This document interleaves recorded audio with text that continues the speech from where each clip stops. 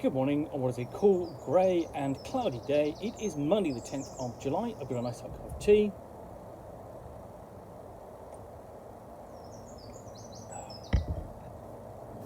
And a box to continue unboxing. And the next thing I'll pull out of here is Moonknight, the complete collection. So a story of birth, death and rebirth unlike any other. Mark Spector, aka Moonknight, Jake Lockley, Stephen Grant, has been fighting criminals and keeping New York City safe for years. Or has he? When he wakes up in an insane asylum with no powers and a lifetime's worth of medical records, it calls his whole identities into question. Something is wrong.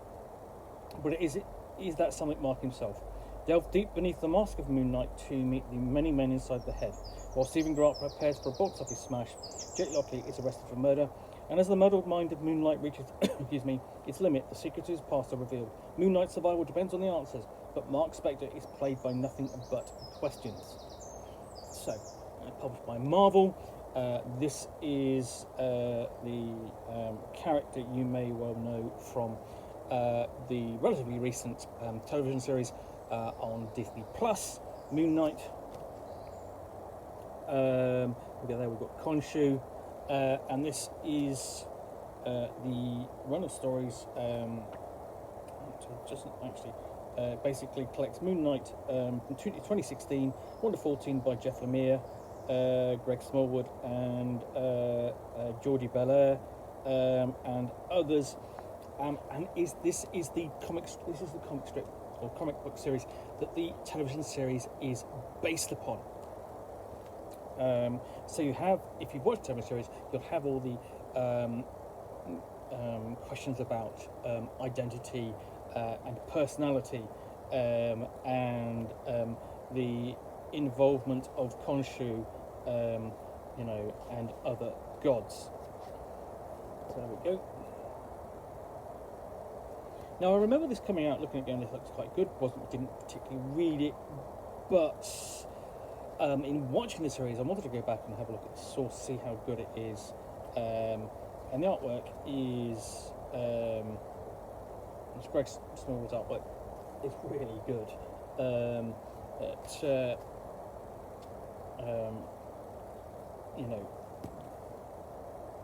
Making use of space and the format. I mean, interesting. Essentially, here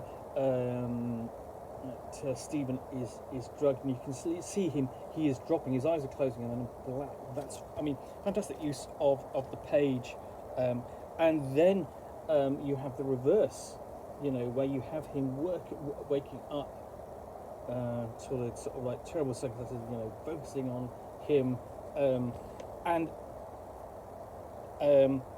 if you pull back, what you've got, that's designed as an exclamation mark. That is fantastic graphic design and cartoon strip design, comic book design, because essentially what you could have instead, let's see if I can find it,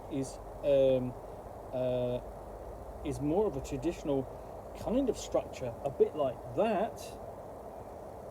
We have multiple panels going across the page. Famously, Watchmen essentially adhere to a 9-panel per page format, but not every comic book, of course, does that. And here you can see it's using that space to really great effect. I hadn't actually noticed that on first glance, but when I'm looking at it now, I'm really quite impressed. And it has initially in its feel sort of like the scenes in 12 Monkeys, between Brad Pitt and Bruce Willis in the asylum, and a little bit also kind of like there are elements here too in reading it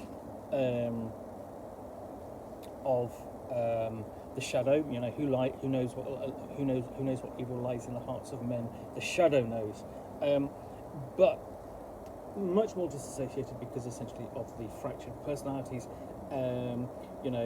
here we have Mark, the Spectre, reacting to seeing the orderlies not as orderlies but as jackal-headed men.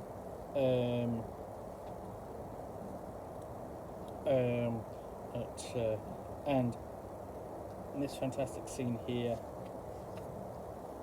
where having escaped to the asylum roof, he looks out across a New York, which is one part New York, but one part Cairo and the Great Pyramids. But that is drawn back from him to see a very different New York, one that we're kind of used to seeing in Marvel Comics, obviously particularly Spider-Man, but yeah.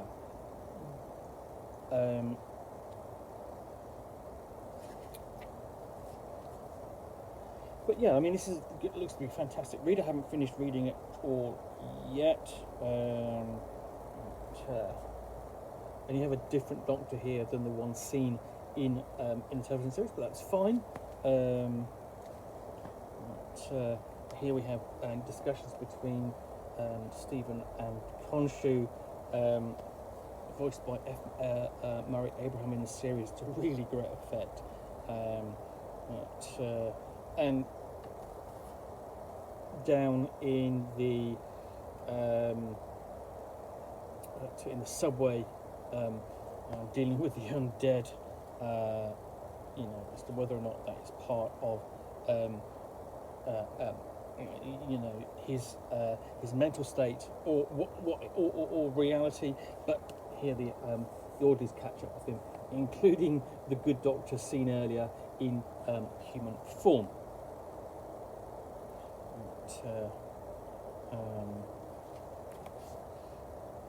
So yeah, and to some extent, Moonknight has kind of been seen as the equivalent of Batman from DC Comics, but he's always remained a sort of like a minor character, and I think one of the things that the television series has done is elevate him to, given him a much stronger prominence than not normally seen, because he's not been seen in any of the films in the Marvel Cinematic Universe, only in the series. And I have to admit that we've been watching the Marvel Cinematic Universe on essentially catching up on Disney Plus, and I was unsure whether my partner was genuinely going to react sort of like negatively to the character, to the storyline. But no, she really liked it, really enjoyed it. And again, we have the similar fantastic artwork. Basically, we have a switch in artwork to sort of like a clean, almost traditional kind of comic book style storytelling, and this is obviously done.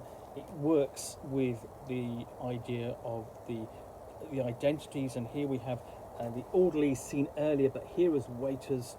And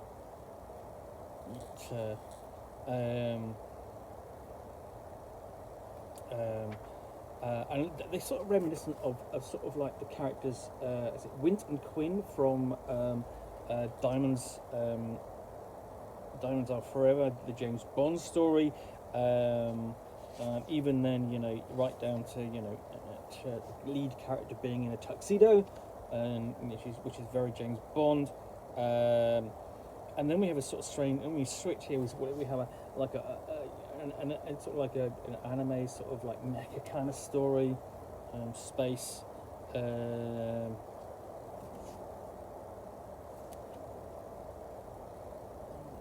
So it switches down. That's not something that anywhere where the television series went. But I mean, the format of the comic book allows you to do a lot more and switch back and forth between kind of perspectives and genres a whole lot more easily than you can with television series.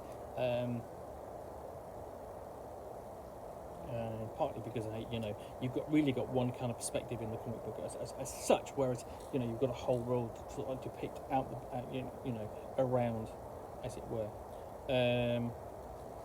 So yeah, and you know, here we have sort of like more of a sort of like a 70s stroke 60s kind of feel to it, like the cloak flying in the background, which is, so when we're referring to Batman, that's very kind of like a Batman look.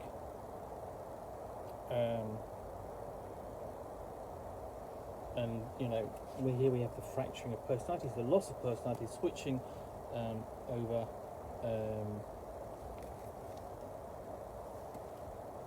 So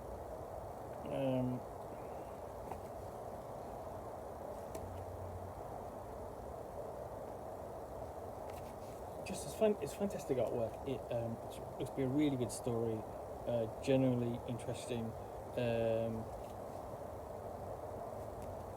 and should overall be a very good read. And if you're a fan of the television series, definitely worth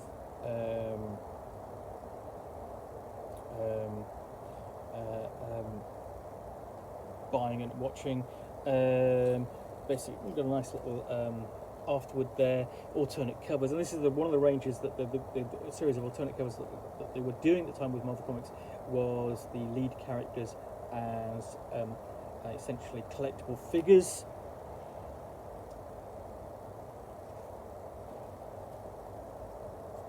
This is more alternate cover artwork.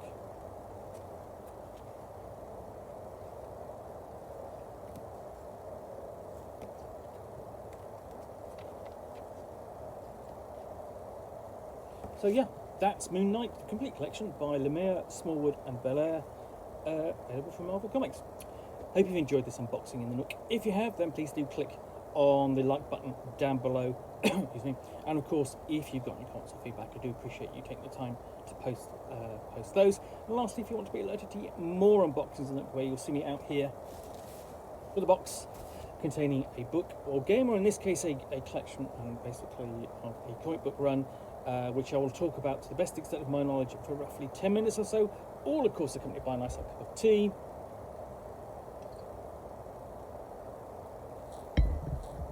Then please do click on the subscribe button down below. Thanks again for watching another unboxing Nook. We'll be back again soon with another one. Bye for now.